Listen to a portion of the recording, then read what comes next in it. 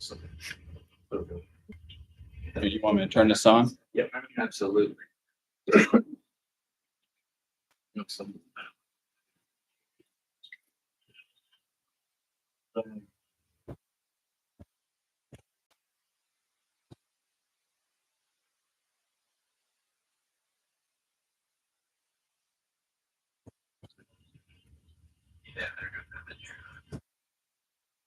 They're good for everything.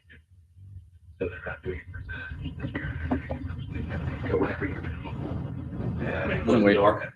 wait a couple minutes. I'm gonna wait. Yeah, Wait a couple minutes. we're supposed to be Really something. up to 15 here, so.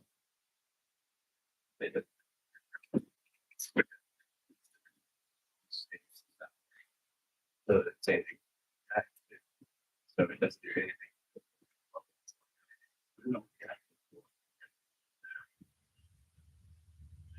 So all of just the earth and everything. That's my fear.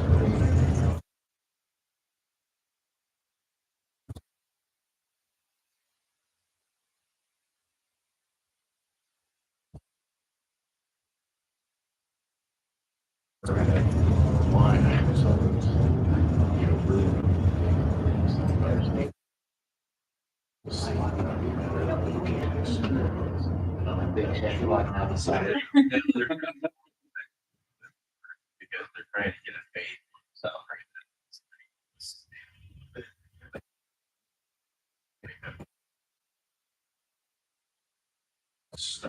yeah, so there's gonna be a gap in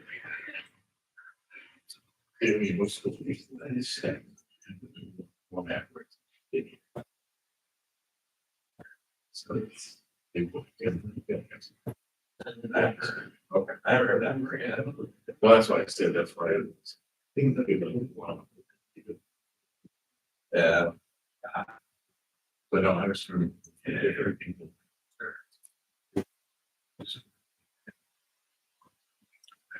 That's how they bring them.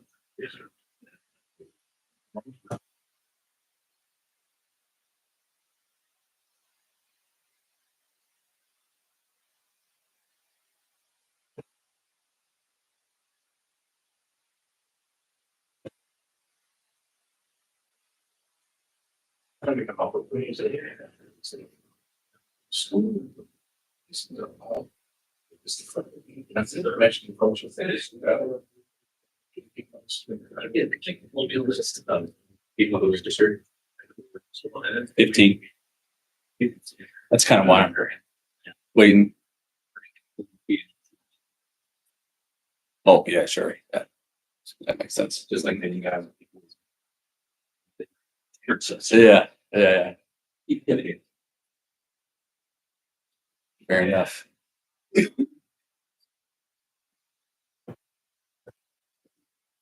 $115.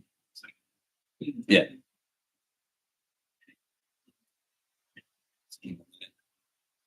And take them.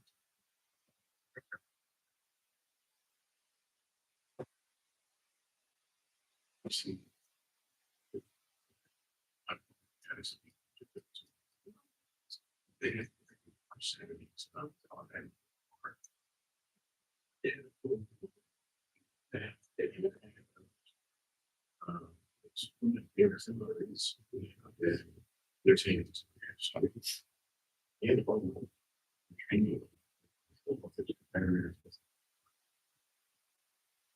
think it.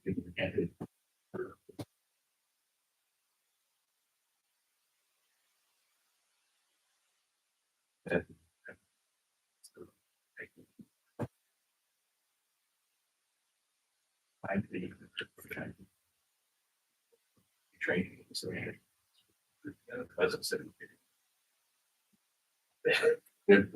All right. I think maybe we can get started. You guys want to keep the door open here? Is that going to be distracting, or I don't want it to get too hot in here, I guess. Shut it. There's nowhere else. Yeah. Because it's a little bit harder to hear. Sounds good. Come on in. Welcome. Too many of us do. Yeah. See you, Jason. We won't breathe too heavy. All right. Appreciate it. I'll probably be breathing heavy enough for y'all.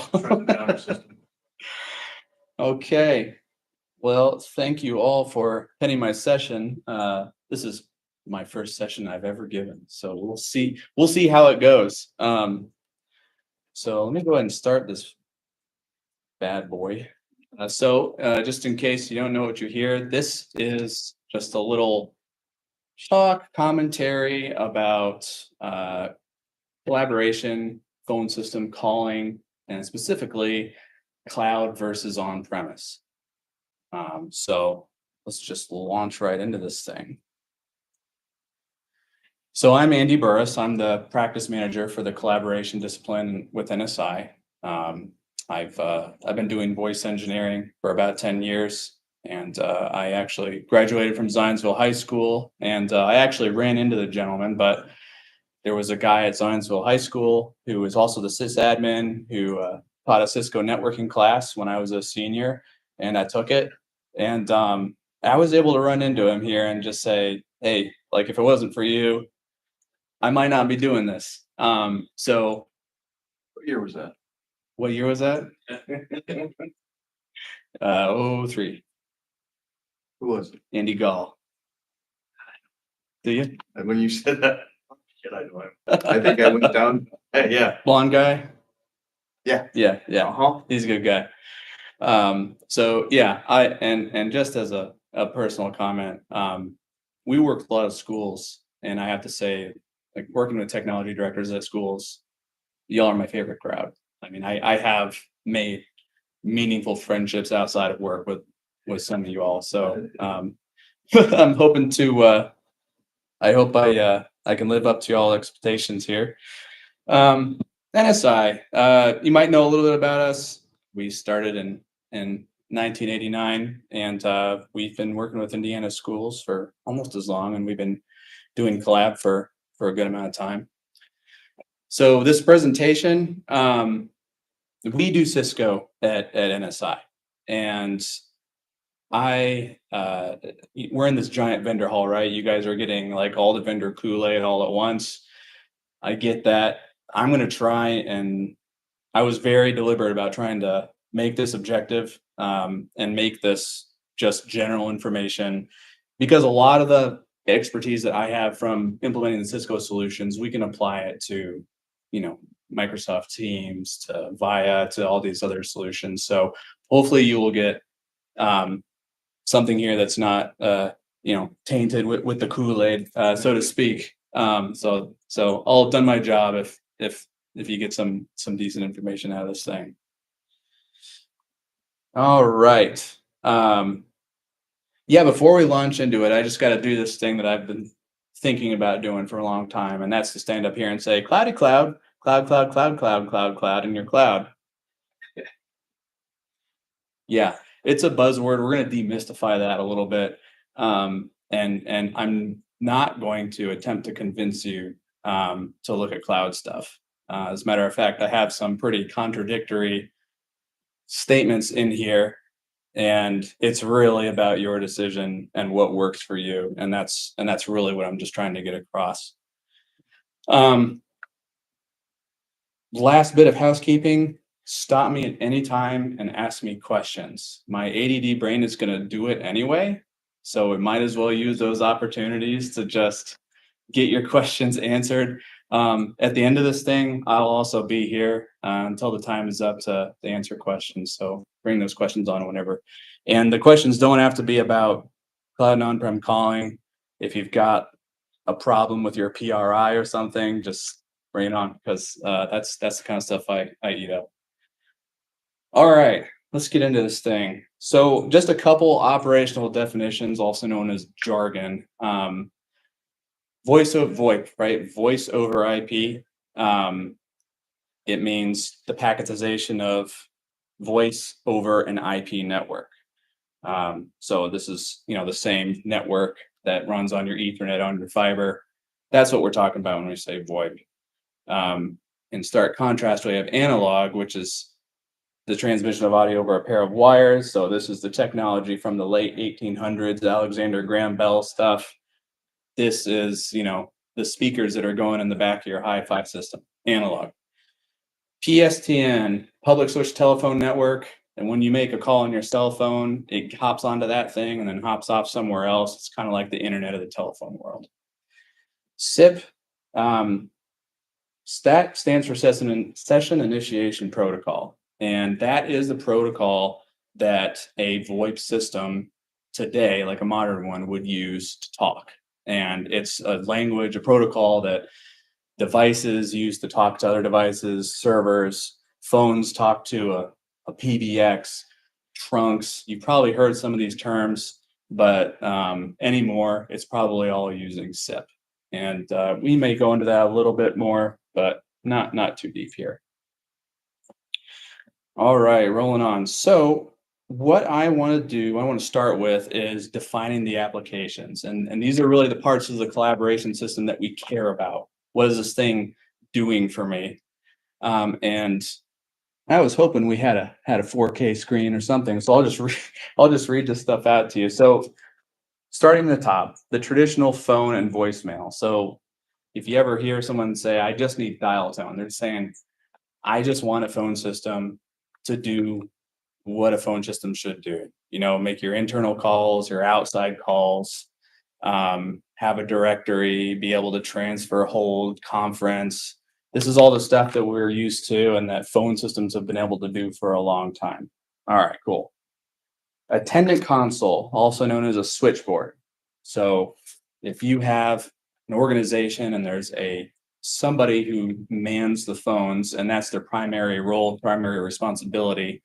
On an older system, this might look like a phone that's got a console from the Death Star with all these buttons and everything. That is called they call it a switchboard. That's an older term, but that's what they're talking about. Attendant console can also be software. It can be a computer program with a grid of extensions. A phone operator can drag and drop when they want to transfer somewhere. So that's attendant console. Traditional voicemail, it's in here. We all know what that is. Anymore, a modern VoIP system can, in at least two different ways, forward your voicemails to your email. So it can either do a simple store and forward, or it can do a synchronization with your email inbox, where if you get a voicemail, you also get an email. If you listen to that WAV file in there, there's a synchronization, and it also tells the voicemail box, hey, I've read this. If I delete it out of my voicemail or my email inbox, it deletes it out of the voicemail inbox. That's a pretty common feature. It's been around. Call flows and auto attendance. So this is what happens when, maybe your district has a main number or high school has a main number and someone calls in. You don't want to load down those phone operators so much, and you provide them with a recording, and it says, hey, for attendance, press 2. To reach the athletic director, press 3, so on and so forth. That's what I mean when I say a call flow. And an auto attendant is just that object that plays the recording, that processes what you poke on the keypad to move within this call tree where you want to be. Analog/legacy.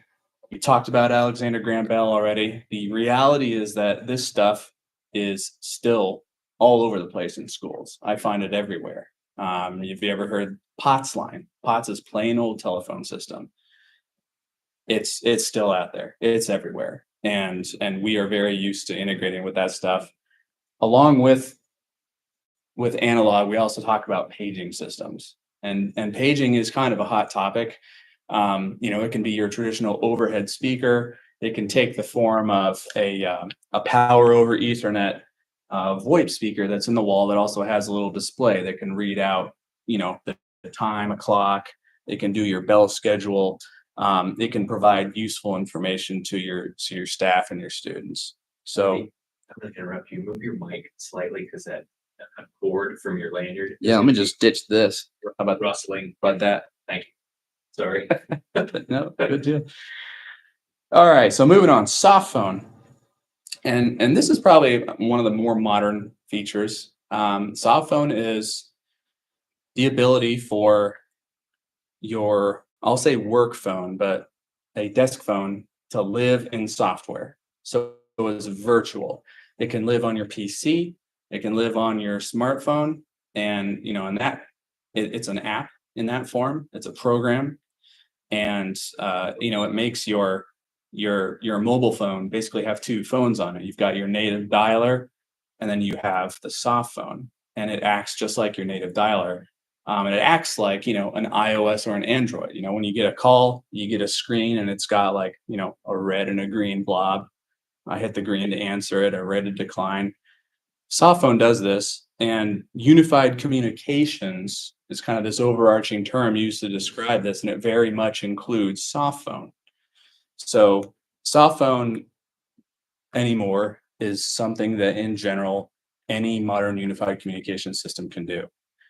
There's also the ability for that softphone to work outside of your school network. Sometimes that has to use a VPN to do it, sometimes it doesn't. Um, Moving on, survivability. So this is something that's very near and dear to my heart. I got kids in school, so I'm always thinking. I always go in this perspective, like, how do I make sure that this phone system never fails to provide communication to this school? It's extremely important, and survivability is one of the layers in a redundant approach to phone service that can sustain basic phone systems if the main system goes down. We'll touch on this a little bit more later. Um, Moving on. The instant messaging and team spaces, and which includes content sharing. Another component of unified communications is the ability to provide the service to users to be able to do instant messaging. So in its earlier forms, this was like, AOL Instant Messenger, if you remember that. It's just the chat back and forth thing. Anymore, that has evolved quite a bit. It can be that, but can also include multiple people. It can be organized into these spaces. If y'all have ever used Slack, Microsoft Teams, WebEx, this is the kind of capabilities I'm talking about.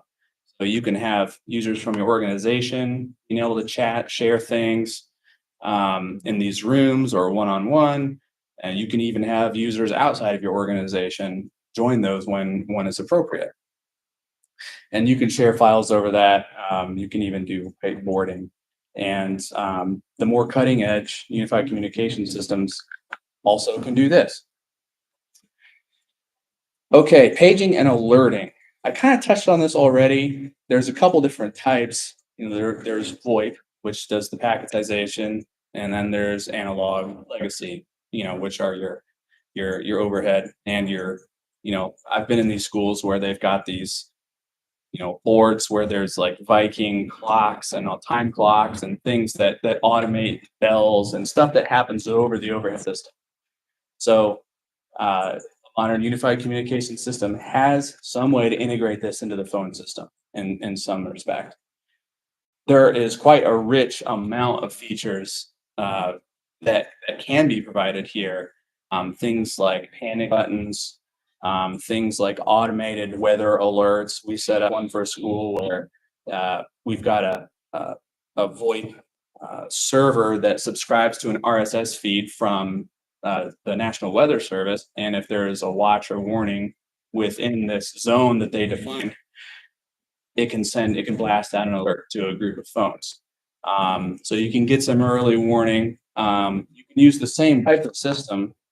You can use the same type of system to do things like the panic button, the active shooter alerts. You can send those silently, like so they're a pop-up on a phone. You can send out an actual page. You can do live audio paging. You can use phones as a speaker in your paging system along with the overhead. These are all things that a unified communication system needs to do. E911. This one's a bit of a hot topic because there have been some changes to this landscape over the past couple of years. Notably, we have Kerry's Law, the Ray Baum Act, phases 1 and 2, and then the not yet passed in Indiana, Alyssa's Law, and that's really more of, hey, like this could come down the pipes. And I've got a little bit of a description of that. So Kerry's Law, I'm not going to get super legal here, but I'll just kind of summarize what these mean. And these are all I think they're considered federal rules, regulations. So it's, they call it a law, an act, but what it amounts to is there's a degree of compliance. And if some federal entity were to do so and audit your organization, fines could be leveled if it didn't meet these. They're very real. I've never heard of anyone getting audited, but we all need to be prepared for these sorts of things. So Carey's law, among other things, a system must be able to dial 911, period. So, you've got phone systems where you dial 9 to get an outside line, and some of those, the administrator set it up so you have to dial that 9 in front of the 911. That's a no-go anymore. It has to route 911. It can still route 911, but it has to route 911. And, there's people ask me questions all the time like, hey, like, that's a problem because if we, do 9 for an outbound digit and then we're trying to dial some 900 number, which is a bit sus in the first place, but, like if you dial a 9 and then a 1, to dial just an area code with a leading 1, you're 2/3 of the way to dialing 911. There's a lot of misdials. So sometimes I got to go and convert phone system from using a 9 to an 8. Pretty common. But Carey's law says you got to route 911. Ray-Baum Act. This one's a little bit more complicated. The phase 1 of this was passed in early 2021, and phase 2 was passed in January of 2022. And this has to do with location reporting information for those users that are dialing 911. So E911 is enhanced 911, and it means more than just someone dials 911 and it goes to dispatch somewhere. That's basic 911. E911 means there can be location information provided along with this call that gives the public safety answering point, PSAP, detailed information. So maybe I've got a campus and we span an entire city block. There's one street address, but you've got 5 buildings, and those buildings, there's not a visual line of sight to every place in those buildings. The emergency responders need more because that can cost seconds having to search for someone. So really that's where the drive behind this comes. E911 is, we need that information. And the Ray-Baum Act, the first one, basically, the first half of it requires that a multi-line telephone system, which is what we're talking about, to require adding that information. It should provide that location specific. Question on that. Yeah. Have you been able to find any definition of what the Ray-Baum Act means as far as specific location? I haven't been able to find it. It doesn't say anything, not that I found, but it's got to be every 500 yards. It's got to be every. Yeah. Is there any definition that says to be compliant with Ray-Baum's Act, you need to specify X in your E911 call? Yeah, you're talking, is there a degree of resolution that they Yes, require? Don't quote me on this. My research has indicated no, there is some degree of vagueness there, some ambiguity. And I think it's mostly a best effort thing. What I would say is if you go to, so Cisco actually, I said Cisco, there's an FCC page, and the FCC page does a good job of breaking down what it means. Instead of reading the bloody rule, you can get some human readable, terms on this FCC. So if you Google FCC Ray-Baum Act, you will find this. And it goes into about as much detail as you're going to find. But yeah. Yes. Okay, so I'm not alone. No, you're not alone. Not at all. I'm thinking about my high school, right? My high school's big. Yeah. What do they want? First floor, second floor? Yeah. A wing, B wing, C wing. Yeah. They kind of leave it out there. You're right. And yeah, there's ambiguity there. I've set up this system so that a building is broken up into quadrants, northwest, southwest, so on and so forth. The system that we implement has the ability to put in GPS coordinates down to quite a many decimal places after it can get really, really, really micro. So I think the minimum requirement is street address of building. Past that, I think it's just reasonable effort. I think the word reasonable is used in that rule somewhere. So, from the legal terms, So yeah, that can be very objective. reasonable. My dad's an attorney, and he told me about the word reasonable once. So the Ray-Baum Act Phase 2 is kind of more interesting because it actually applies to nomadic phones. So if a soft phone is on your mobile phone, and you have the capability to have that service outside of school network, Ray-Baum Act 2 or Phase 2, Ray-Baum Act Phase 2 would basically say there has to be a way for that system to provide that more accurate location tracking. Right now, the best way in that specific scenario to achieve that is to block 911. So it forces the phone's native dialer to use its 911 location tracking service, so the service provider. Now, there are some ways that these unified communication systems do that, and they range in complexity, and they also exist in both the on-premise and the cloud format. And we can talk a little bit about that more and more. Meetings.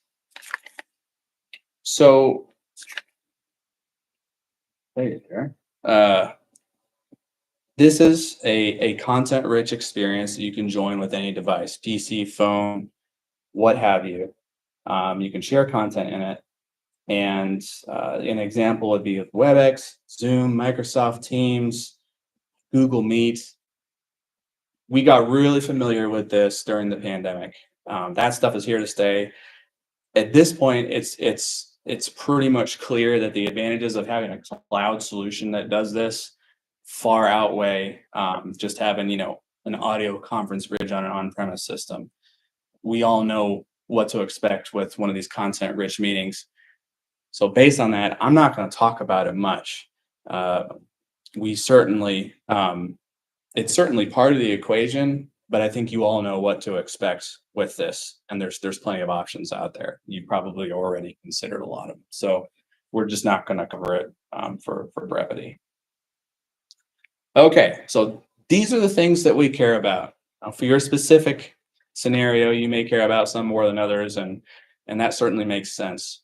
So moving on to the solutions architecture, what does this actually look like? What are the things that are required to make this work? So in this example, we have your on-premise system. So the first aspect of this is call control. PBX, you may have heard that term before. You may be familiar with like a room with like a gigantic monolith of clickety-clack line cards, and that was the PBX of yesterday. Today, those things exist as virtual machines running on servers, and those will handle like your phone provisioning, registration, so the phone can go out and say, hey, phone system, I want to start working with you. Okay, cool, we got this relationship. The dial plan, what can you dial, who can dial it, how that's supposed to work. It's really kind of the cortex, the brain of the system, and most communication flows through this component. Voicemail, we know what that is. I already talked about. You've got the voicemail, you've got the call flow to auto attendant, you've got voicemail to email functionality. These are going to be users with mailboxes and auto attendants, phone trees, system directories usually live here. So this is going to be a separate application that lives in this server. Instant messaging. At its most basic form, AOL Instant Messenger, there's going to be another application that runs this thing in an on-premise flavor. Enhanced paging and alerting, and we've also talked about that a little bit. These systems can turn your desk phones into speakers for the paging system, and they can also blast out like text messages to desk phones and mobile phones, do panic buttons, trigger bell schedules. We talked about weather. E911, this is another application, and we talked about what that looks like as far as features.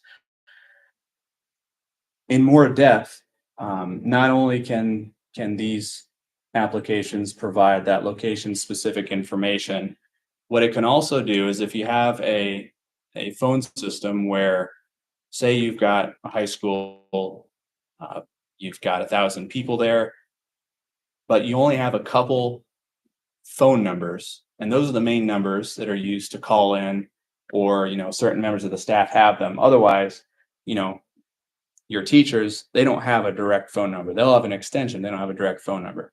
So the question is, if that person calls 911 and for whatever reason they are unable to complete that call, or they're unable to transmit the location and the nature of the emergency, how does the 911 call center call that person back, get more information? If they don't have a number that goes directly to them, they're probably blasting out the caller ID, the main number for the school. So what an E911 server does is it has this ability to track who calls 911, and whoever last dialed it gets a special number that it blasts out as caller ID. And if 911 call center calls that back, it routes to that last phone that called 911. So that's kind of some of the wizardry that it does.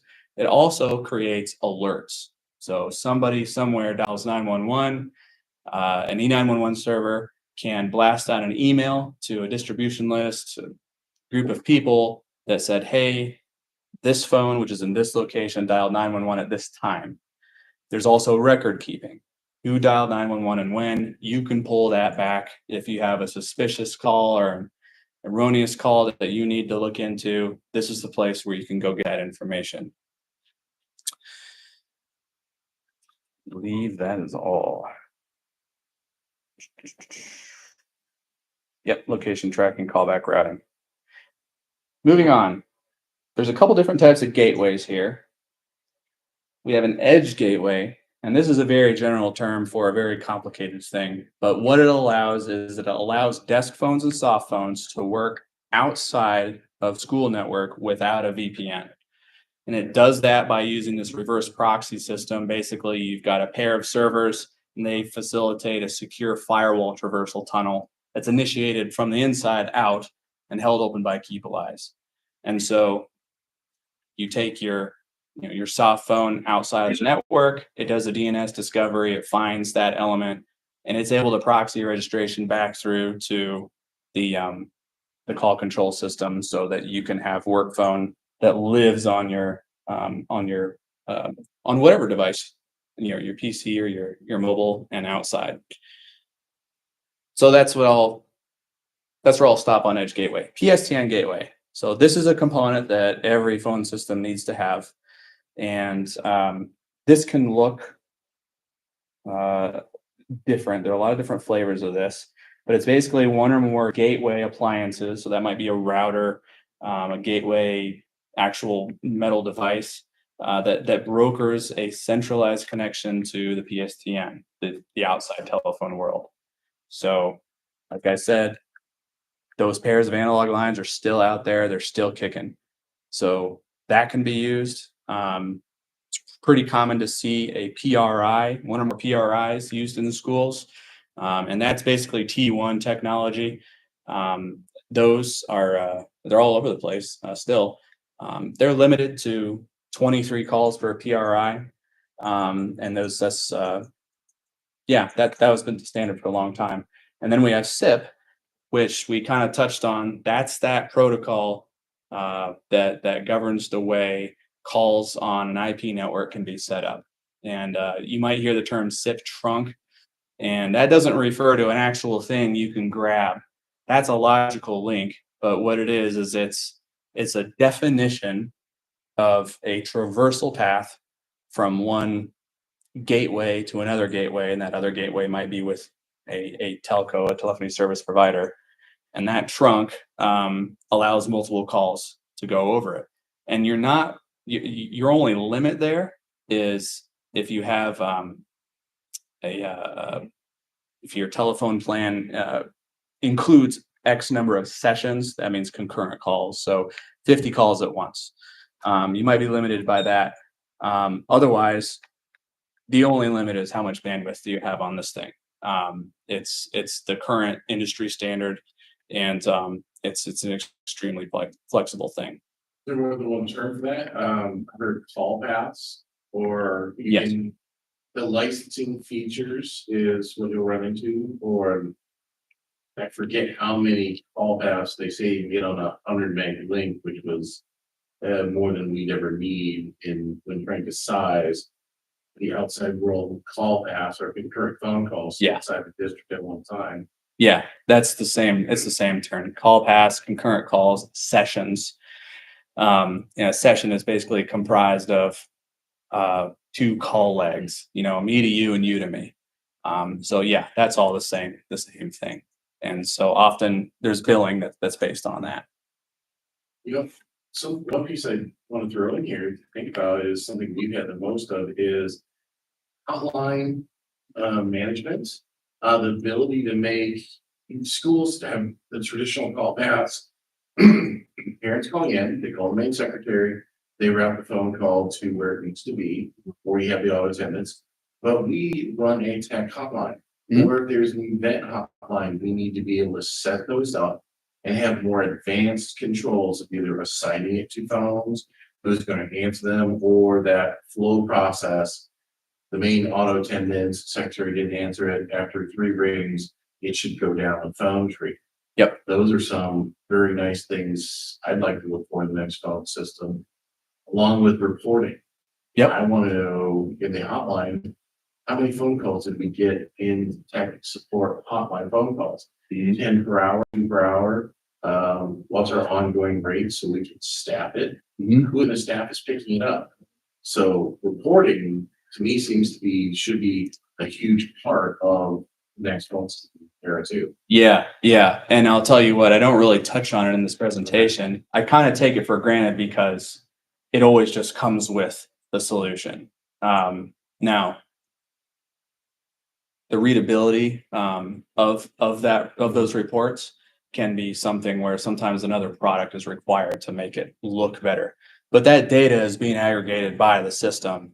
And if you're clever with Excel, you might have an automated way to do that. But that is absolutely a component of a unified communication system. And I would call that a commodity. It should come with it. It should. Well, from experience, I know it's not. That's why to me, it shouldn't be forgotten. It should be tailored. To 2016, we changed our phone system. The things you had to go down through is how do you determine how many call paths? AT&T would not give me that number, no matter what. You couldn't find a person to say, well, how many do I need? Right. So you just size the same as it was. Yeah. Those are the essential tools when I think talk about new phone system. Yeah. What in coming up with those reports, where is your highest call load? They get into school and then it tapers out. Yeah. In or outgoing. It is important. And the product should offer some offering that has analytics. With the Cisco solution that we implement, that's actually part of the cloud dashboard, and that's actually one of the big selling points. It's because that all is compiled and put into like a meaningful graph out of the box. The on-premise solution generates all that data, and if you're clever with choosing the right buttons and knobs, you can have it output a PDF that gives you a graph. Not user friendly. So yeah, that's something, and kind of the things that you're talking about is almost like a call center. Yeah. And there are even supplemental applications that are designed just for running call centers. Usually there's some overlap with what the PBX can provide, call queuing, hunting and rollover and those sorts of things. That's all pretty standard, but the more call center type stuff, there are specialized products just for that. So yeah. So in other phone systems, are those usually seeing them being add-ons or specialty products or specialty appliances that are out there? Yeah, I think we have one customer that's a school that uses something like that. Majority of them don't dip into that, because just the base functionality that the system provides um, seems to suffice. They have consulted with us about how do I go through the steps? What's the workflow to get the analytics that you're talking about? Because it's not always obvious. It is on the cloud side, and so you have something with a really pretty dashboard. It's designed to do that. So yeah, does that answer your question? I think in that I was just trying to steer maybe the conversation, trying to do, wasn't quite sure where you're heading in the discussion, and I was trying to see where these pieces all fit together, Yeah, or to define what most schools may be looking for. yeah. Um, let's go through, and I can get more depth into that at the conclusion of the session if you want to. Um, I'm about past the halfway mark and still got some to get through here, so I wanna make sure you get that.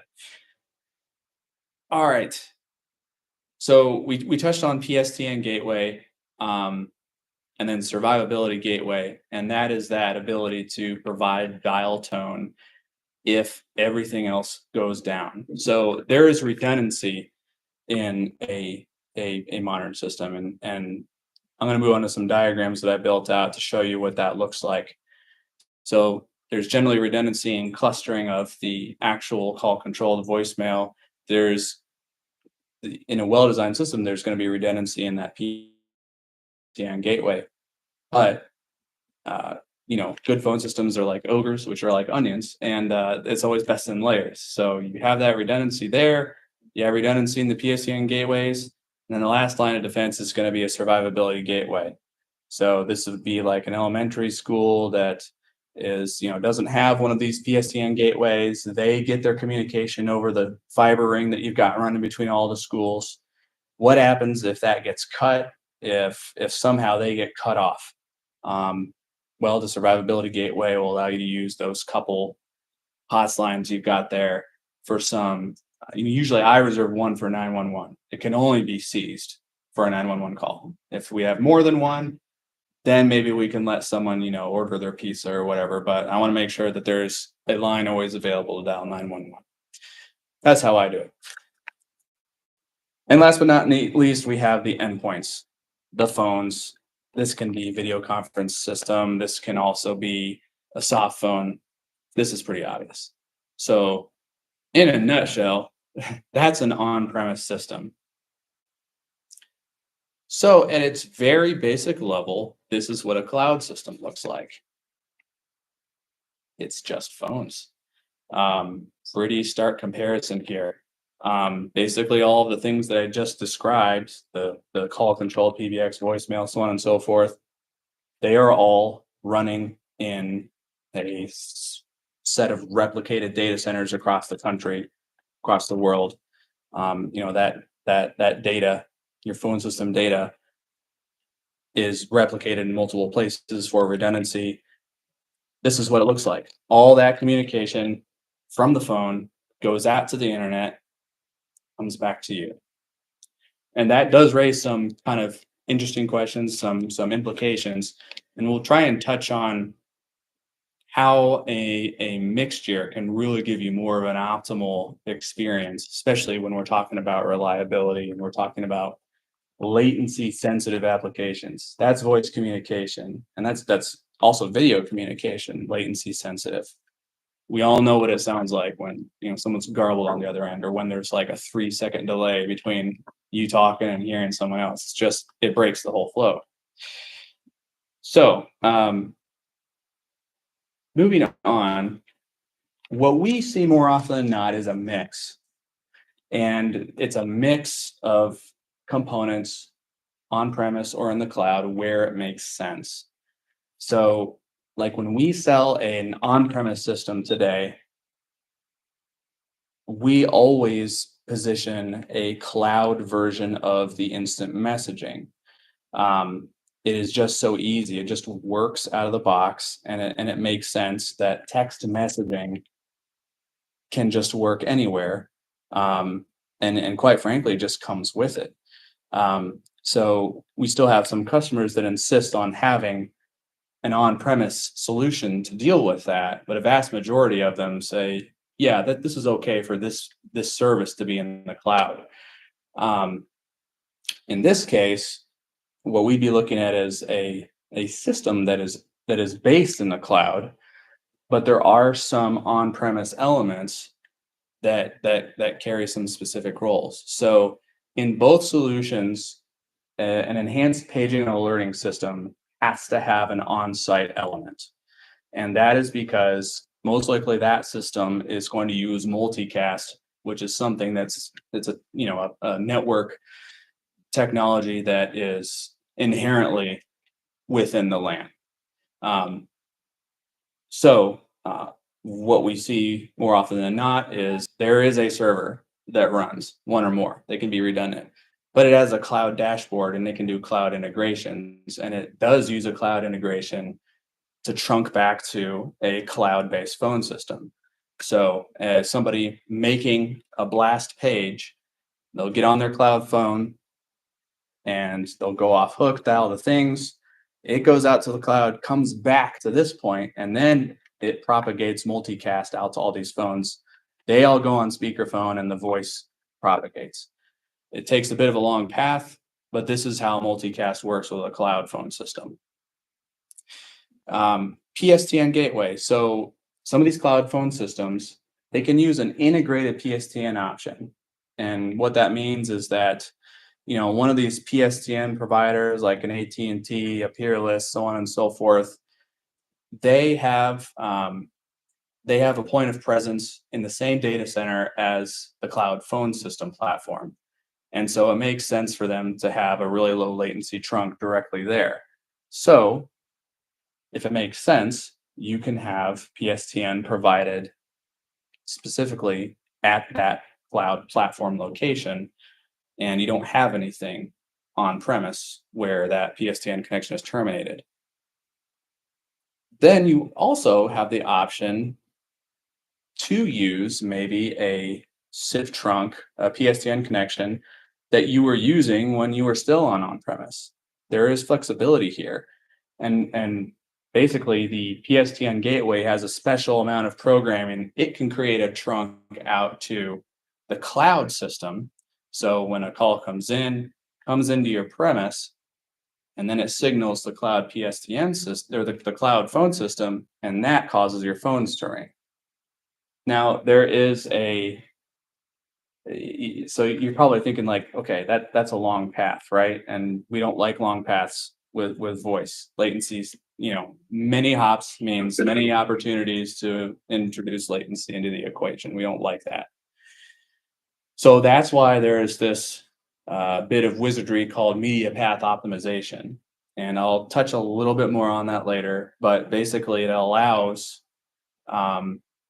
the voice, the transmit and receive audio to be routed locally while the signaling still takes that long path.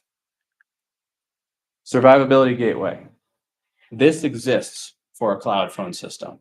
I don't know if it exists for all cloud phone systems, but it does for the one that I know and love. And I'll get more into that a little bit later. So that's kind of what a mixture looks like based in the cloud. I kind of already described this. You can have an on-premise system that also has a mixture. So maybe you have call control, voicemail on-premise, but instant messaging is a cloud service. E911 is a cloud service. And that paging system, it has an on-premise element because of the multicast thing, but it's got a dashboard with integrations that work in the cloud. So more often than not, we see a mixture, and it basically just means that there's been thought, there's been a discovery, there's been a design that takes advantage of the reasons why we even consider a cloud service in the first place. Moving on. Okay, here's some drawings. Okay, so there's a lot going on here. This would be a kind of a best practice design for an on-premise system. So, and this is, a generic school district. We've got a primary and a secondary locations. And in this model, these would be kind of a hub. And then we've got a local elementary school that, they probably feed into a middle school, into a high school. There's more of them. And so this would be your typical spoke. And so you see here, the black is kind of like the physical hookup. The blue is where that SIP traffic would run. And then the green would be like a POTS line, and the red is how that traffic routes if it gets cut off, the survivability traffic. So you see here, we've got these elements. Basically, this looks like a server that's running the hypervisor like VMware, and it's running a bunch of virtual machines that are in a clustered relationship with its counterpart over here at the secondary location. And a cluster allows for load balancing, failover. So if you have two call control nodes, they both have the ability to sustain the phone system. When everything is good and there are no problems with the system, half of that is providing service to half the phones, half of that is providing service to the other half. And you've got load balancing and all as well. So the same can be done with voicemail, paging, E911. I put Edge Gateway in here just to show that is also a virtual machine. I could spend an entire hour talking about that thing alone, but it's part of it. And so we also see we've got a SIP gateway at each site. And so that provides the redundancy. There's two SIP trunks here going from the same or different providers. And if one goes down, the other can pick up. Usually there's a flexible licensing model where these two gateways share a pool of licenses, and the same is generally offered by the SIP provider. And then again here, the local elementary school has a survivability gateway, so that if it gets cut off, it can still sustain. It can definitely sustain calling internally. Phones can 4-digit dial other phones in here, but they can also get some. I just clicked that. They can also get some basic calls out. All right, moving on. So here's that kind of minimalist cloud system again. Like the most basic cloud system is just phones. They need power over Ethernet so that they come on. They need a connection to the internet. That's it. In its most basic sense, that's what a cloud solution looks like. So it all of the signaling, all of the voice, it all goes out here, and it goes from the internet to the cloud calling platform and back. Okay, so where things get a little bit more fun is this would be a model where you've got a cloud calling system that has local gateways providing SIP service that were maybe there before when everything was on premise. They can be reused in this. So if you have a special pricing set up with an AT&T or something like that, and you already have these SIP gateways here, you can use those in the cloud setup. And it does a media forking where a call comes in here, the signaling goes out to the cloud, rings the phones, the call gets set up. But due to media path optimization, that audio path is actually going to go from the local gateway where the call came in directly to the phone. And so we can combat some of the negative aspects of having a service out in the cloud by doing this media path optimization. And then here you can kind of see the internet. Usually the internet service providers, are co-located with the data centers with the cloud calling platform. So there is still a last mile element here. But between an internet service provider and a cloud calling platform data center, there's generally internet backbone type throughput that you can be expected here. All right. Moving on. So this is a model where it's similar. However, we've got cloud integrated PSTN. So instead of using those local elements, there is essentially a SIP trunk that terminates our cloud phone system that's also in the cloud. So what that takes advantage of is the low latency backbone link that likely exists between the PSTN provider and the cloud calling platform.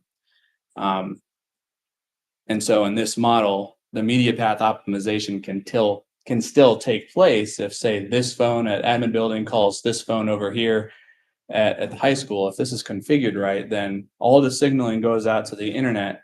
And once that call is established, the shortest path that exists, on the WAN between these two buildings can be taken for that media. And so you can still get low latency communication.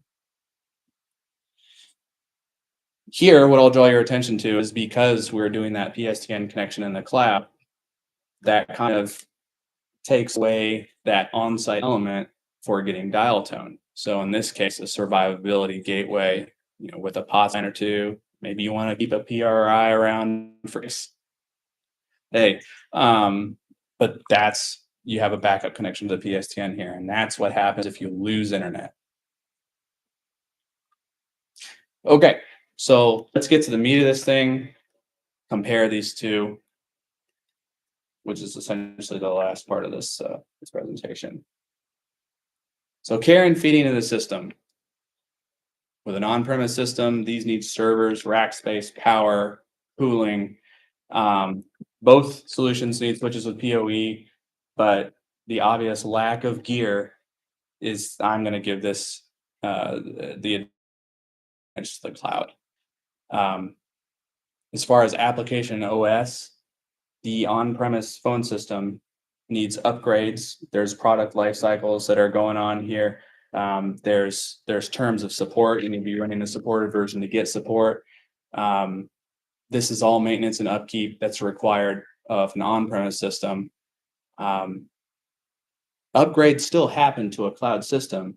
They're performed on a very regular maintenance interval, and they are all performed by Cisco. They're all performed by the cloud service provider.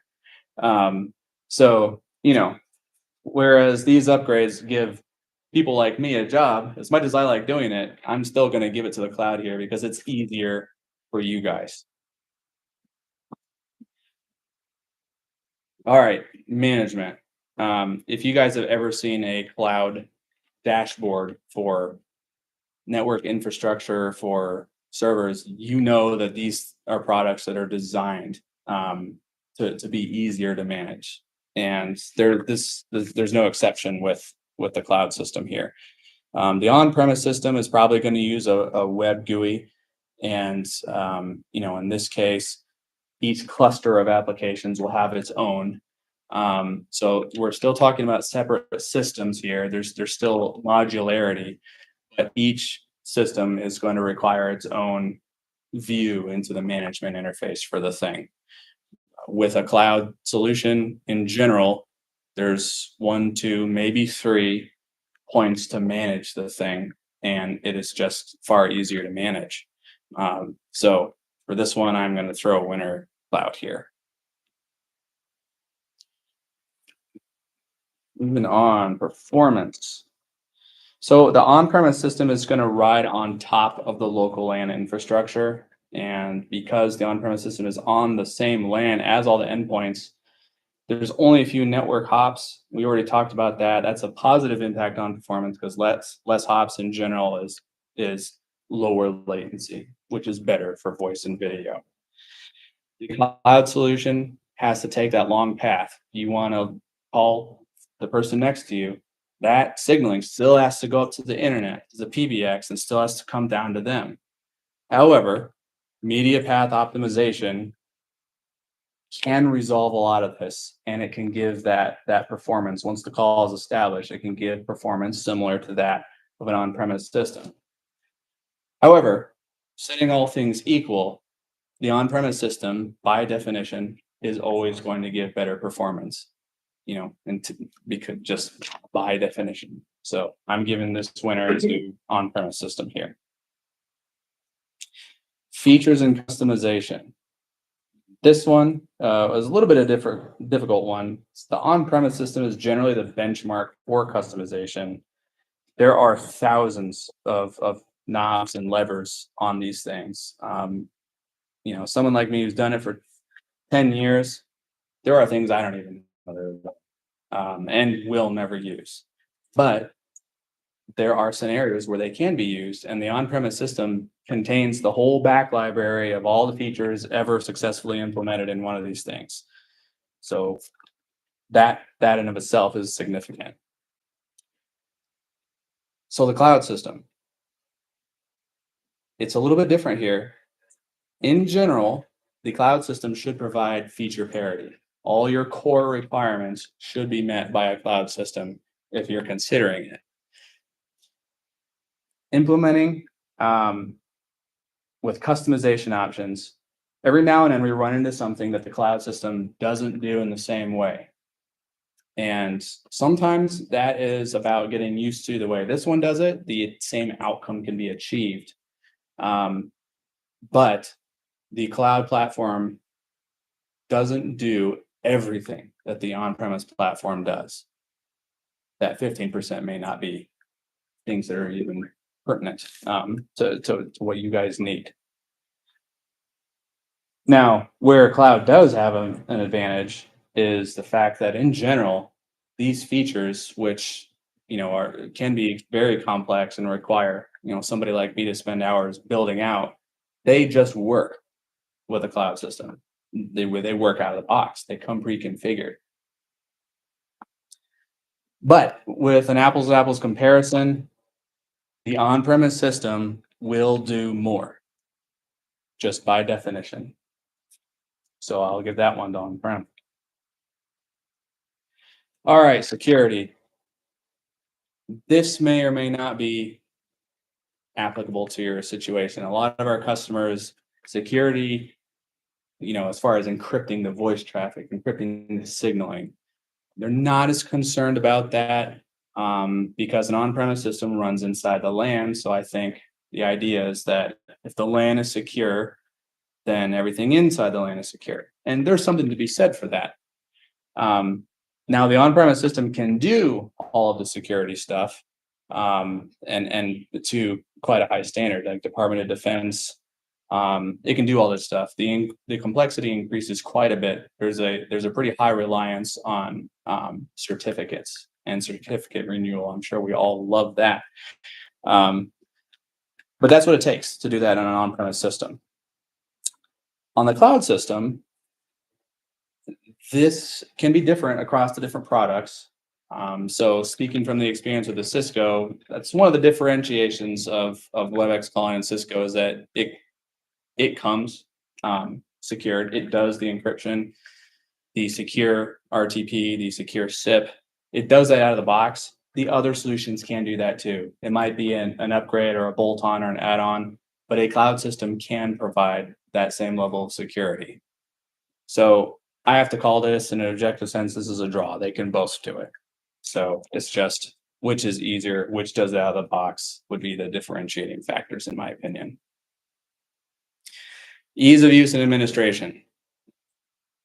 So I'm living proof that an on-premise system takes somebody with a specific set of skills to build out, to troubleshoot. We provide training to our customers when we basically hand over the keys to a system we just built, and we try and equip them with what they need to do. I'm way over time, aren't I? All right. We tell them how to do the day-to-day stuff. The difference here is the cloud system is designed to be easy. And we know that you guys wear lots of hats.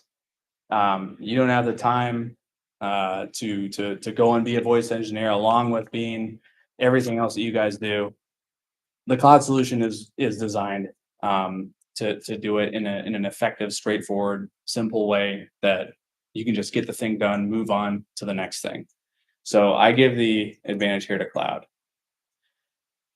This is probably the most important thing I'll talk about. Reliability.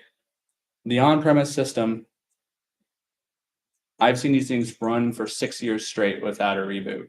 Usually there's another failure point. It's going to be SIP provider. It's going to be some power event. It is generally not the actual phone system that causes an outage. It's usually something else. So onto the cloud. There's an obvious failure point here, and it's the internet connection. And there are some locations where internet connection is just not reliable. Last year, my presentation would have been, why not to a cloud? Because basically the way you're supposed to ensure redundancy in a cloud system last year was you just need 2 internet connections. One goes down, you got the other one. To me, it's kind of like, well, yeah, but with the on-premise system, we can use like phone lines, POTS lines and stuff. What's the deal? In the last year, survivability gateways have become compatible with the cloud calling solution, and they can provide the same amount. So the advantage here is a draw. They can both do this now, but I think this is probably the best outcome here, because this is no longer a determining factor. They can both do this. I think this is the best of both worlds. Finally, financial impact. With the on-premise system, you own a thing, so it tends to be more of a CapEx, capital expenditure thing. But account managers, they know how to run numbers and everything, and they can lease a system, they can payment plan a system. All right, cool. The cloud system is a subscription model, and that's a decided factor. Again, your account managers, they can figure out ways to make that work. So is there a winner here?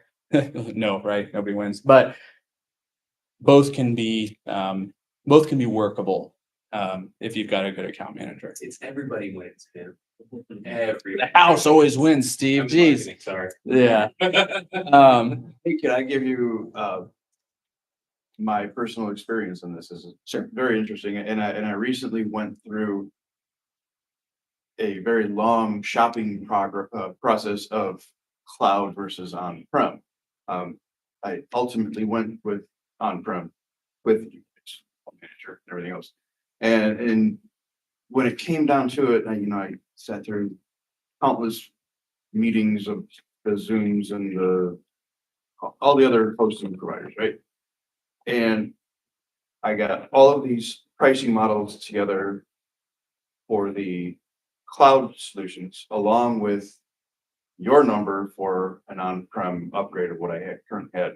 Took that to my business manager, and I said, I'd like to go with the cloud because, like you said, it's easy. Right. Right. You get into a call manager. I mean, it's Cisco. It's built by engineers for engineers. Yep. Anyway, so what my business manager told me is, she said, look, and for my size school district, we got 5,800 kids. All of the cloud voice systems were anywhere between $11,000 and $50,000 just to have a phone, and that's not including the handset, the replacing all the desks. And she said, listen, you do what you want to do, but my preference is go on-prem, replace the on-prem system. And here's why. You're telling me that it's going to be anywhere between $11,000 and $15,000 per month. She's like, that's in perpetuity. It's critical service, right? Or I can pay this dollar amount for your on-prem upgrade. She's like, I would prefer, we have the money, let's go with the on-prem upgrade. And here's why, because we've all been around the block. We know that the state of Indiana is going to change their funding formula 2, 3, 4 years down the road. So while I might have that $11,000 to $15,000 a month right now, doesn't mean that I'm going to have it for you. And I can't get rid of this. This is a critical service. What I can get rid of is people. That's a lunchroom aide. That's a recess aide. That's an assistant here and assistant there.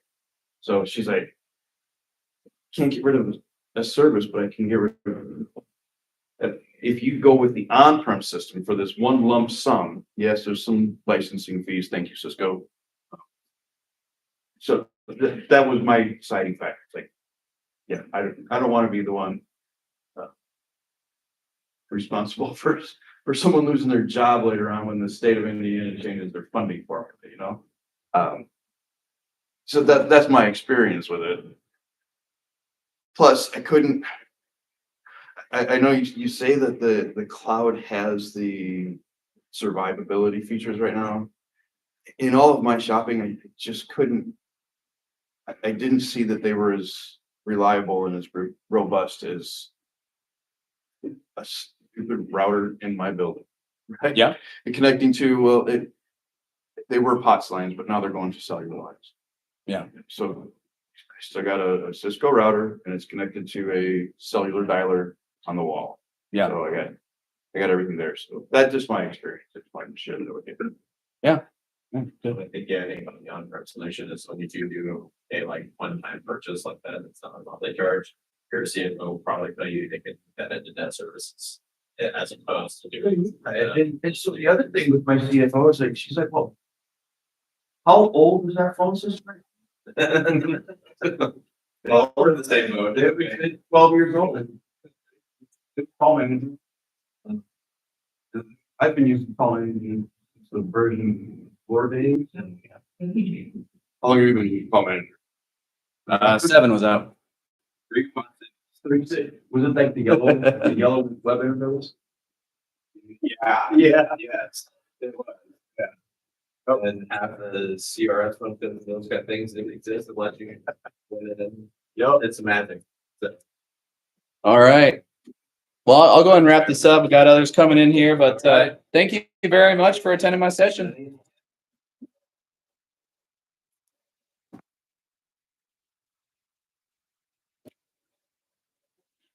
I think Jason's in here. Yeah.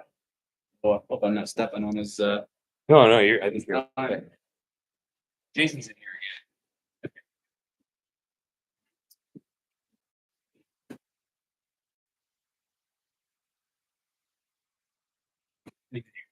again. Yeah. Here. So you see it now. Yeah. I can't let them. Yeah, thank you. Okay.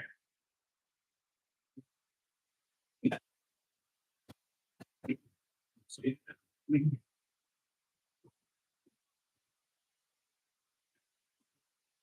See you later. All right, buddy. We'll see you in a little bit.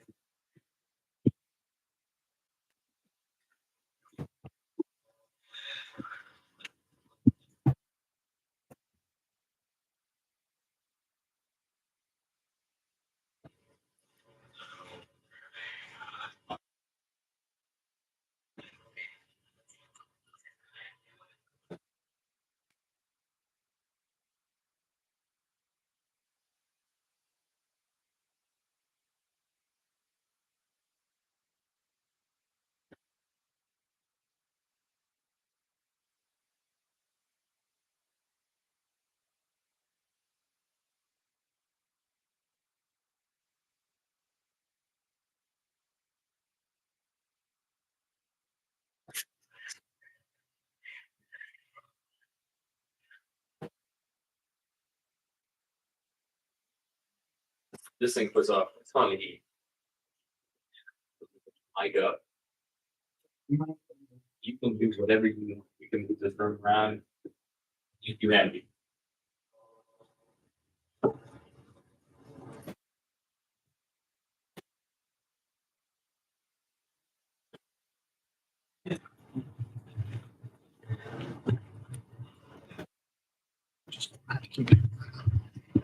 Even with my big mouth, you're gonna need you gonna want me to hook up? I am. Oh, you got one of them. Is that for me or for them? This goes, I have 2 recordings going, so they're both for you, for my recordings. No mic that you need. You're more than loud enough for the people. Any of these digital pointers at all? Slide. I don't think so. I'll just click there.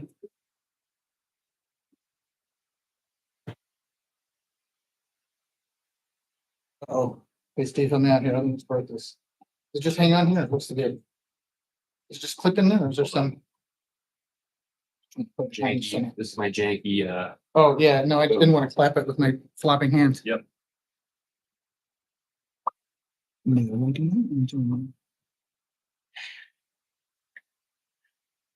get started here in just a few minutes.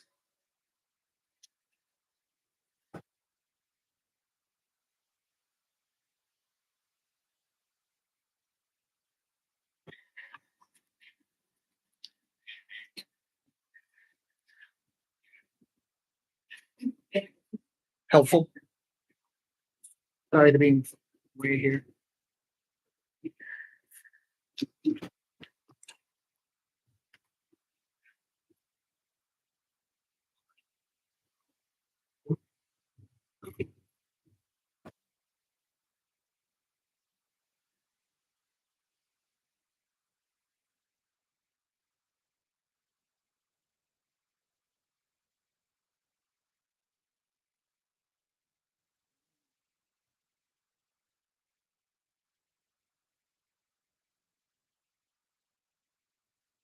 How you all doing today?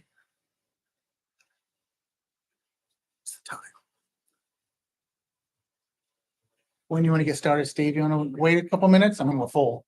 Yeah, it's sold out, so you Okay. can self out. If you have a hard time hearing me, is this working okay for you? Yeah. Testing? Okay. If you have a hard time hearing me, just let me know and I'll have someone close the door, but it's a little balmy in here. So if you want to close it, go for it. Okay, great. All right, thanks. I'm gonna go ahead and get started then. My name is Jason Dell. I'm the security practice manager with Network Solutions. Been with NSI now for 20 years. Have been in IT since the previous century. I said century. So I've seen the development of modern IT and the development of the security landscape since then. It's been an interesting time to be involved in that. So today we're going to talk about identity services. But before we do that, I grabbed this little clip from the Cisco Talos Intelligence Quarterly Threat Report. And it mentions in there that telecommunications and education were the most targeted verticals at 30%, or sorry, 20% each of the total number of incidents. So you guys are targets. You really are.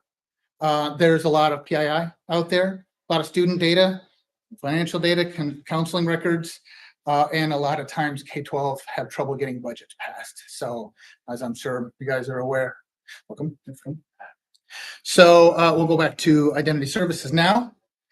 I find it helpful to kind of go through the evolution of access control, which evolved into identity services up to now. And this is how it used to be yesteryear.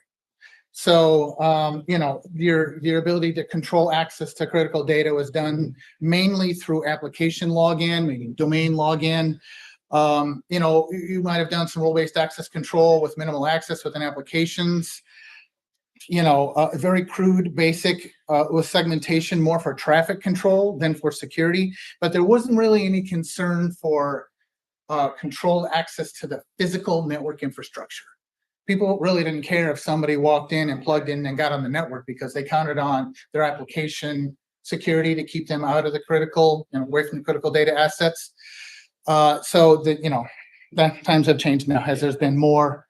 As we've evolved now, we have connectivity to the internet, obviously internet email about for a long time now, remote access to the internet facing applications. It's just different now. Now it's hard to really define where the perimeter, where the edge of the network is. So we need to make sure we control our physical network infrastructure. So the new concerns now, email attacks, phishing, malware, command and control, ransomware extortion, and internet-based intrusions. So a lot of these can be sourced from unauthorized access to the physical network infrastructure, right? The ability to probe these application defenses. Right now, it is not okay. So if you hear or know or discover that there's an intruder in your network and they're not necessarily in your applications or haven't gained access into your critical systems, but they're inside your network probing, nobody's going to be comfortable with that now, right? As opposed to how that was yesteryear. So that's a newer thing. So let me walk through a scenario here. Skippy Smith works at ABC School Corp. And Skippy, his laptop is in the shop, right? You guys hear that squeaky noise? I don't know where it's coming from. I sat back there too, don't know. Anyway, Skippy Smith, his laptop's in the shop. You know, it's in with IT, it's broken, and you know how long those guys can take to get things fixed, right? So he has taken upon himself to use his Windows 8 personal laptop to be able to just get work done. So he brings it into work, sets it down, plugs it into his IP phone. He's on the network. He pings a few servers everywhere. He does not restrict it. He can ping whatever he wants. And starts getting some work done. Later on, Skippy needs to go to the conference room to go into a meeting. He jumps on the wireless. It's just a pre-shared key. The pre-shared key hasn't been changed in 10 years. So now he's on the network and he's doing his thing. When he goes back, he decides he wants to listen to some music. So he gets his iPhone. He looks for the guest network. He chooses it. It's just connected. And he's happily listening to yacht rock for the rest of the day. Takes his laptop home, realizes he has some more work to do, VPNs in and does, you know, a little more work from home, and he's had a very productive day. So what's the problem? What was wrong with that whole scenario? Go ahead, tell me, anybody who has any ideas on what was wrong with everything that I just said with Skippy's scenario. Anybody? Yes, yes. Anything else? Okay, so in no particular order is Windows 8, which is out of support.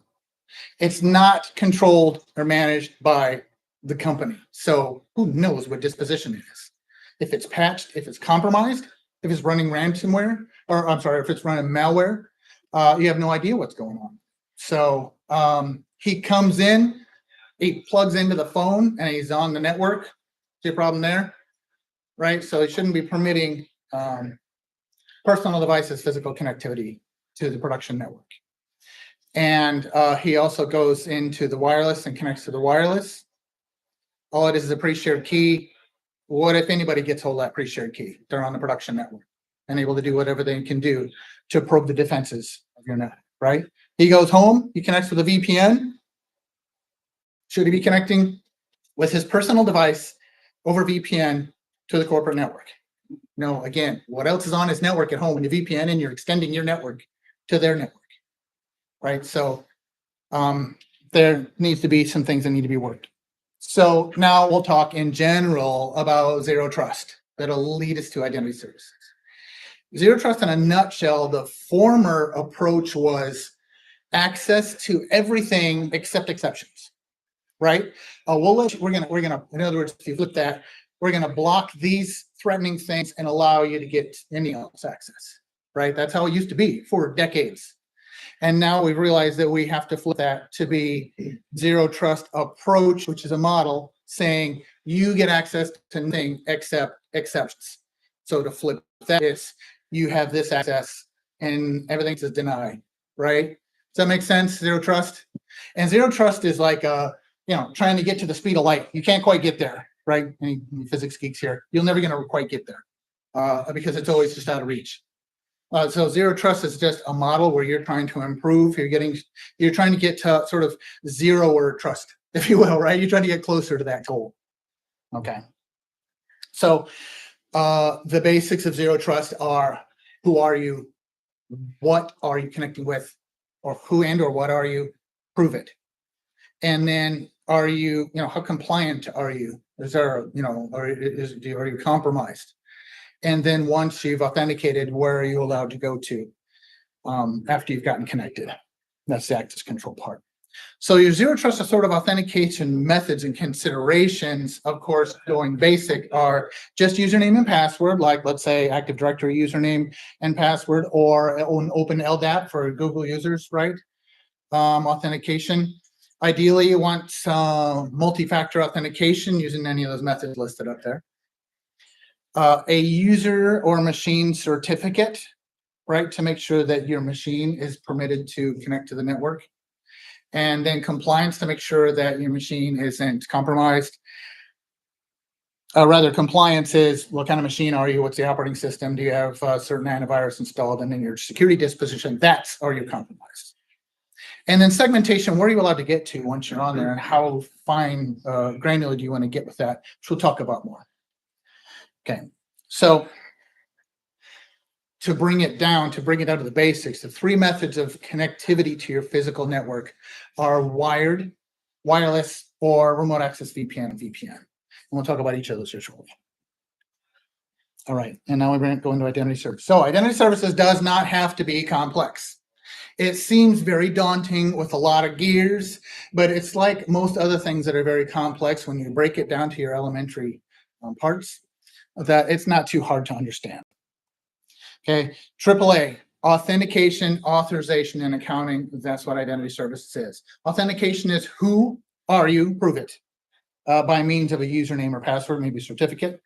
Authorization is now that you're authenticated, where you're allowed to have access to, and in your accounting is I have on record who was authenticated and where they were given access to, within the context of wired, wireless, and remote access VPN. Okay, so use cases for identity services. Now that we've covered kind of the basics. Guest access. When people come in, and guest is really how you define guest is kind of relative. So what is a guest? Is it, are your students, you consider them guests? Or when parents come in or visitors to an event, are they considered guests? So that's something first you need to define first. And then when they get on, they're allowed to get access just to the internet, right? So that's a differentiation between BYOD, which I'll talk about shortly. Secure wired, secure wireless, and VPN access. So we'll break these each down. And access visibility, meaning what's connecting to my network. Again, each of these I'll go into a little bit more. Compliance, BYOD, device administration, segmentation, rapid threat containment, all these that are listed. Let's just dig into those. So guest access. The other day I went to a Coliseum, not this Coliseum, but a Coliseum. Okay.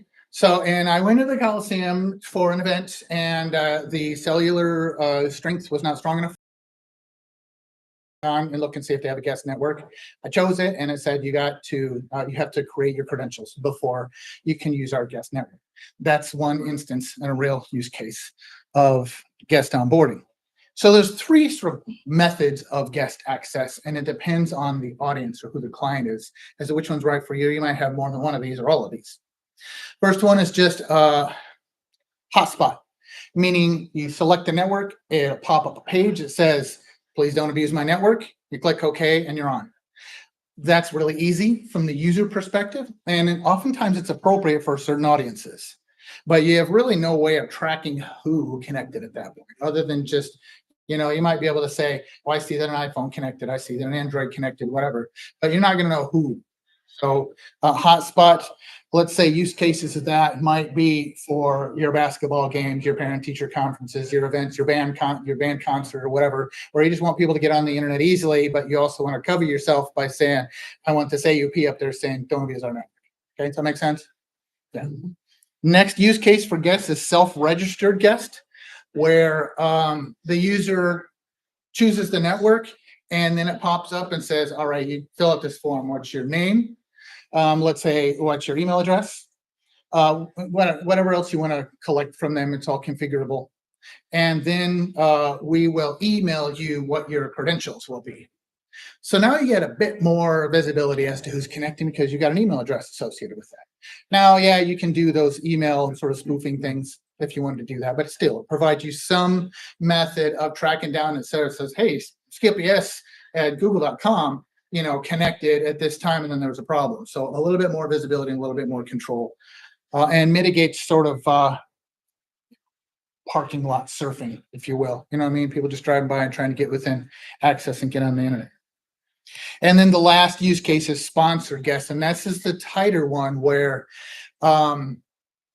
somebody has to, like a guest ambassador will create an account for you. You've gone to places and you go in there and say, here's your login. All right, use this to log in. That's sponsored guest. Somebody creates that and controls it. For all these cases, you can say how long these credentials are for, how good it's for, until they need to re-register again. Much more tracking, you know exactly who you're giving your login to, except for a specific use case I had with one K-12 where they like to do when there was, let's say, a basketball game, a sign that says, here's your Wi-Fi credentials for tonight. And they would just update that every time there was a game, and we configured it such that the those sets of credentials could have 900 people log into it at the same time, right? And that way it's just good for that night, maybe 2 days or 1 day or however long you need it to be, great for an event. And then again, you don't know who's using that, but at least it's controlled, right? So any questions on any of those 3 guest onboarding use cases? Okay. All right. And now I'm going to cover sort of 3 at once. Secure wireless access, secure wired access, and secure client VPN access. Right. So talking about wired and wireless access. The more or less the method of how those attach are the same. Yes, one is wired and one is wireless, but what goes on from an access control standpoint is the same. So your endpoints that have an 802.1x supplicant. So that is software that runs on modern operating systems, Windows, Mac OS, iOS, Android, Chromebook, Linux, that will supplicate to say, I want access to your network, right? Supplicate means to beg for something, right? So I'm begging, I want to get on your network. And so that allows this sort of negotiation to come back and say, okay, what's your username and your password? You know, and so that username and password can be any number of things. It can be local on the identity services machine, or it can be Active Directory, it can be Open LDAP, several things. It might also say, I need a certificate from you. Here's my certificate. You have to trust that. And I want to see your certificate, and I need to trust that. So then that's when you need to have a little bit of PKI, public key infrastructure, in place, where those 2 certificates are issued from a CA that's trusted by both parties, right? So that's a good method of controlling, again, to make sure that only corporate-owned assets are getting on the network. And then you can also attack under that compliance status. So compliance is done, I think I might have a slide on this, but I'll touch on it now, with a piece of software that actually runs as an agent that has the ability to query that machine to say, what operating system do you have? Or do you have disk encryption? Or is your desktop firewall enabled? Or you know, do you have one of these list of supported antivirus, etc. To be for compliancy, to make sure that it's on there. Okay. But what if you have something that does not have an 802.1x supplicant? So an IoT device, right? A wireless camera. I don't know, any of these things, maybe a robotics lab that are controlled with the internet, by the internet, or anything that maybe does have an 802.1x supplicant, but you don't control that because 802.1x requires some configuration. Okay. So for those, you can authenticate by using either their MAC address, where you just plug in the MAC address or it's registered, and or you can do device profile, where it'll try to learn from that and from the network what type of machine that is, and I'll talk about that a little more. Or you can do both. You can do 802.1x plus MAC. Okay.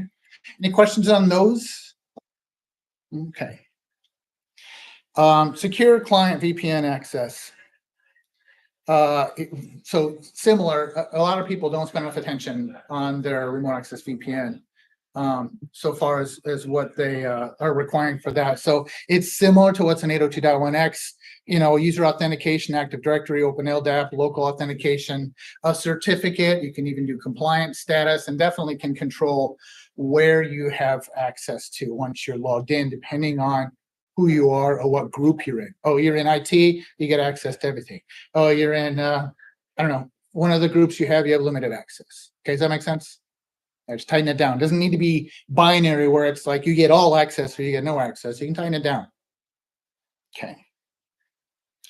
And asset visibility enforcement or device profiling, I talked about that a little bit. So when you're connecting either to a wireless access point or to a switch wired, that switch or that network access device, either one of those, generic term, also can be called an authenticator in identity services talk.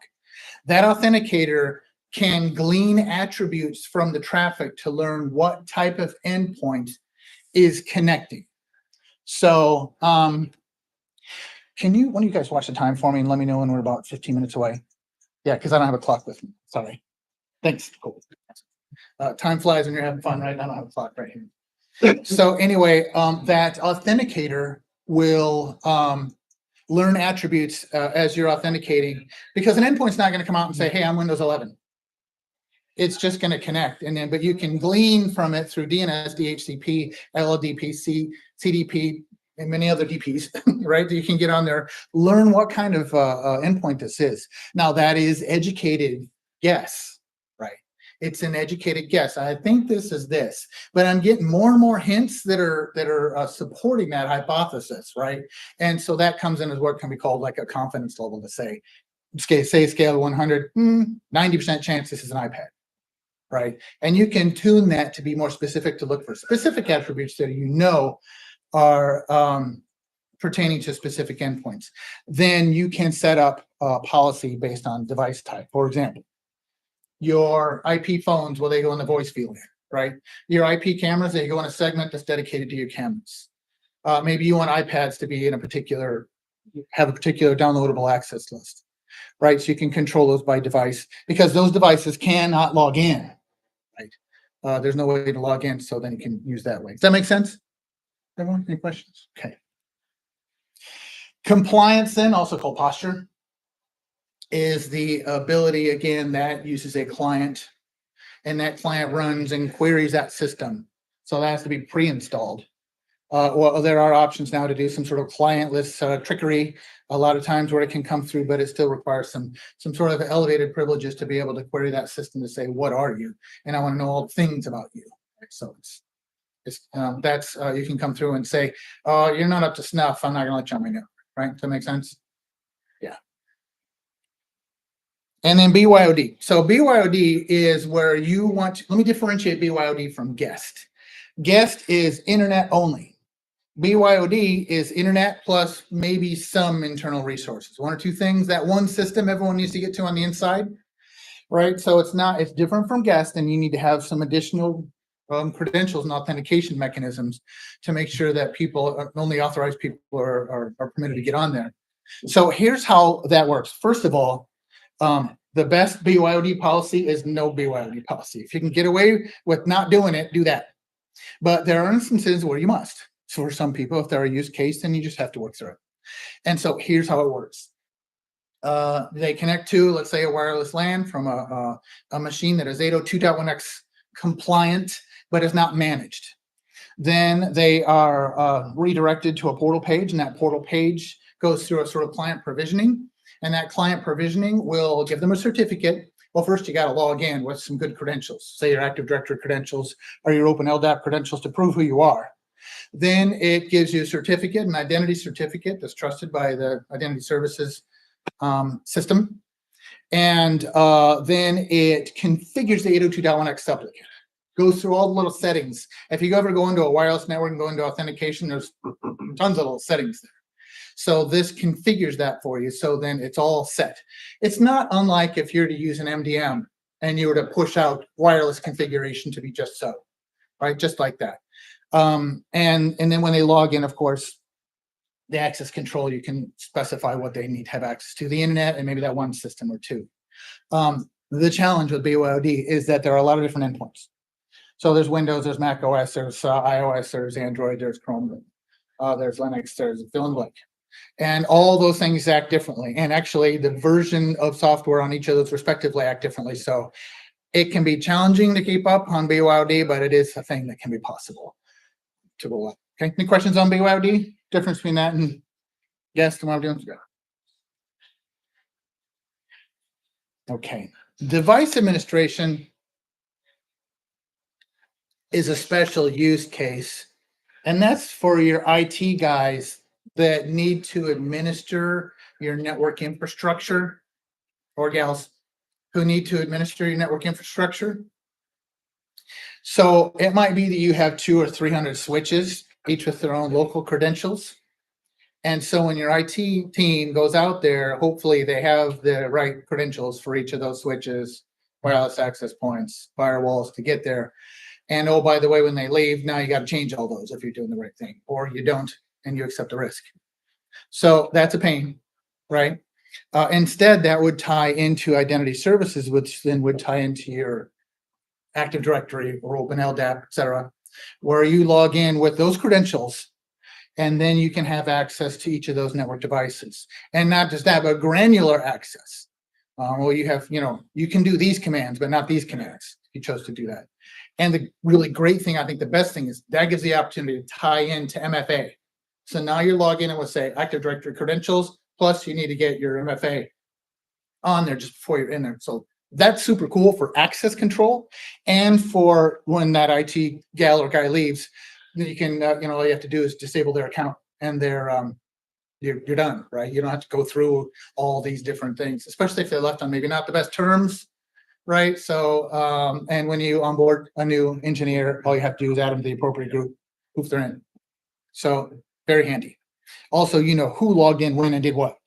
That's also handy. Okay. So any questions on that device administration? And one off, yeah. Micro segmentation. Oh, good. So you are familiar with access lists, right? You put access lists at your layer 3 edge, maybe your switch VLAN interfaces or on router interfaces, and it controls access between subnets. Okay. As granular as you want to get. But again, if you have 300 of these multi-layer switches, each with their own SVIs and their own access list, that's cumbersome to maintain all of those, right? And if you need to make changes, you got to go to all of those and do that. So instead, you can leverage what's called group-based policy enforcement. And that model, in this model, a user logs in, and depending on who they log in as, they're given a tag. Here's your tag. Security group tag has a number and a name, kind of like a VLAN, if you will, right? There's a number associated with it and a name. You're in this group. Then the servers, or the destinations, if you will, they also are assigned a static group, a tag, a security group tag. Then within your identity services system, you can configure granular control between those groups in one matrix. So why would you want to do that? Because let's say you're saying, I will need to get more granular than doing the static access lists that are on all these switch VLAN interfaces, for example. I want to do downloadable access lists. So you can, your identity services system, you can configure access lists. So when they log in, it downloads an access list to that network endpoint, or to the network device, rather. Which is all good and fine, except when you have 100 people logging into that same switch, they each download their own access list. They don't reuse that. It's like adding another access list for every user on that switch. That's stored in what's called a CAM, let's just say system resources on that switch, which is finite. So it's limited. You can overload that, and then you just can't put any more in there. It's just got limited memory, if you will, right? So the way around that is to do this group-based access policy enforcement. And then the switch, when you're doing it this way, the switch then can look at that matrix and say, I'm only going to pull the pieces out of there that pertain to me being the switch.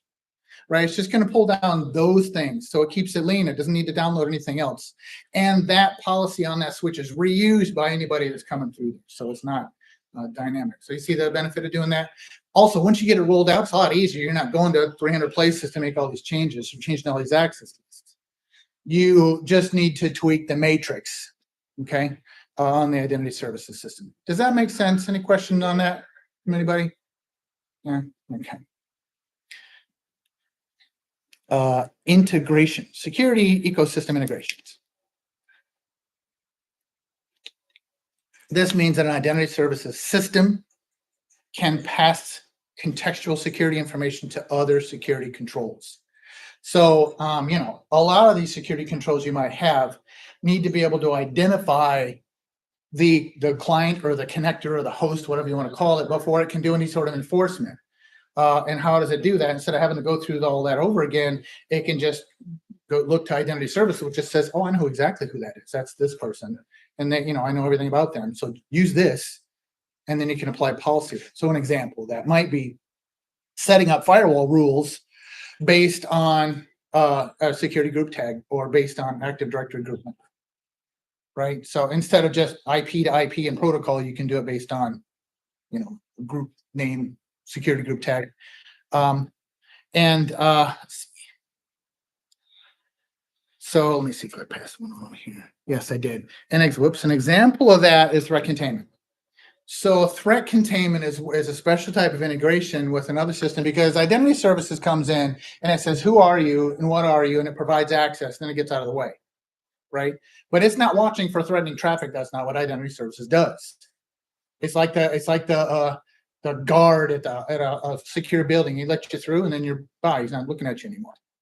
But if you have something else on the inside that's watching what you're doing, then they can talk back to ISO. For example, if you have something that can tell vulnerabilities, it scans vulnerabilities on whatever's connected, or can tell if something is infected with malware, then those systems can talk to then identity services, which can then do a change of authorization to say, whoa, whoa, whoa, I'm going to pull you out of the network and put you in this remediation segment so you can get yourself fixed, right? Scope, contain, remediate, right? Just to put it together to get them out. Does that make sense? How those security integrations can work? Are we using that? Yeah. Okay. So what about Skippy at ABC Code? So the right way for Skippy to have, to have that worked out for him be his laptop is dead, have some spares. He comes to you and says, my laptop's dead. You say, here's your spare. So if they're following your security policy, they're not storing any documents on their endpoint. So it doesn't matter what laptop they use, right? Because it's all on either the file system or in the cloud somewhere. So you just say, here you go, and you take it up. So they don't have to resort to using their insecure personal device. Also, set policy in place that says you're not allowed to use your personal device on a production network. You're not allowed to connect wired, wireless, or VPN. Okay. No, just following that, that's not too inconvenient for anybody who has this, right? He still has to tell you there's a problem. And trying to get their personal devices on the network is a pain anyway. So any questions on that? Access control, right? Okay. All right, so takeaways, guest onboarding, you got hotspot, self-registered, or sponsored guest, secure wireless access, or secure wired access, either of those using 802.1x, Active Directory or Open LDAP authentication, public key infrastructure, certificate exchange, or you can use MAC addresses, or you can use device profiling. Secure client VPN access, again, username, password, MFA, and posture if you choose to do that. Secure device administration to make it easy to onboard your engineers or offboard them. And compliance to make sure that only the types of machines that you want are on your production network by manufacturer, by what software they have installed on them, or what patch level, what OS. So that's compliance. Security ecosystem integrations allow your individual security components to work together as a security system, right? So they're working together, like that picture I showed you with the cogs in the machine, right? And then threat containment, so that if something happens, either prior to them being given access, or when they've already been given access, if something comes up, to be able to pull them out of the production system, put them into remediation. Yeah, make sense? Questions on any of that? No?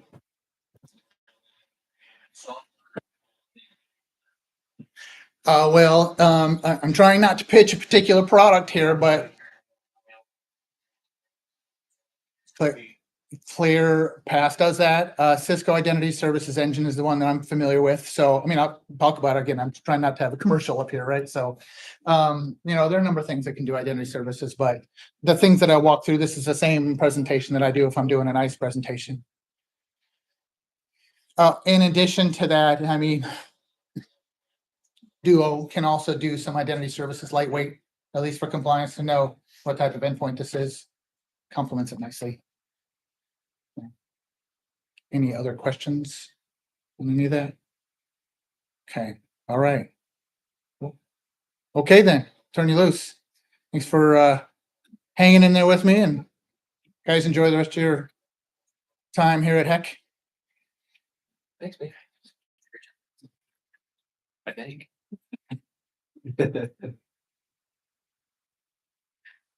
Thanks, babe. Here.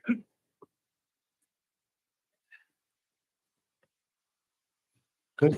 Hot up here. I'm about to put my hat back on.